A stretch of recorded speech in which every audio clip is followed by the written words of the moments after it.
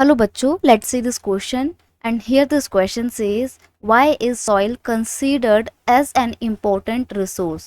Question आपसे बोल रहा है कि सॉइल को एक इम्पॉर्टेंट रिसोर्स क्यों समझा जाता है। तो यहाँ पर हम सॉइल के बारे में जानेंगे, सॉइल की इंपॉर्टेंस जानेंगे और ये जानेंगे कि कैसे वो एक बहुत इंपॉर्टेंट रिसोर्स है। क्वेश्चन का की कंसेप्ट है इंपॉर्टेंस ऑफ सॉइल, सॉइल की इंपॉर्टेंस।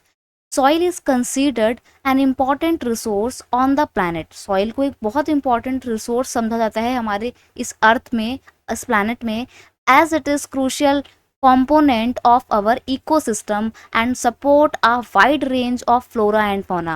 देखो ये हमारे इकोसिस्टम का एक बहुत क्रूशियल, एक बहुत इंपॉर्टेंट कंपोनेंट है। इकोसिस्टम क्या होता है? हमारे आसपास का वो इन्वायरमेंट जिसमें biotic, abiotic, living being, non living beings thing मिलकर एक साथ रहते हैं और एक पूरा एनवायरनमेंट का जो एक कॉम्पोजिशन होता है, निर्माण होता है, उसको बोला जाता है इकोसिस्टम। और सॉइल उस इकोसिस्टम का एक बहुत इंपॉर्टेंट कंपोनेंट है क्योंकि ये वाइड वैरायटी जो होती है फ्लोरा एंड फौना की, उसको सपोर्ट प्रोवाइड करती है। Agriculture fulfil the food requirement for the survival of human being.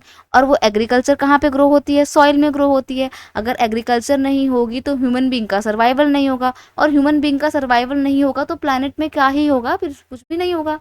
It provide shelter to organism such as earthworm and many micro organism.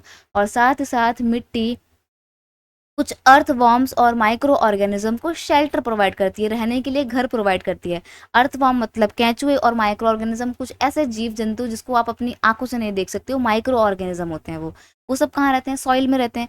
तो देखा जाए तो पूरी जो हमारी अर्थ है, जो पूरी पृथ्वी है, उसमें लाइफ एग्जिस्ट कर रही है जस्ट बिकॉज ऑफ सॉइल। अगर सॉइल नहीं होगा तो कुछ भी नहीं होगा। That's why we can say that it is right to say that soil is a very important resource. I hope you understood it well. Best of luck.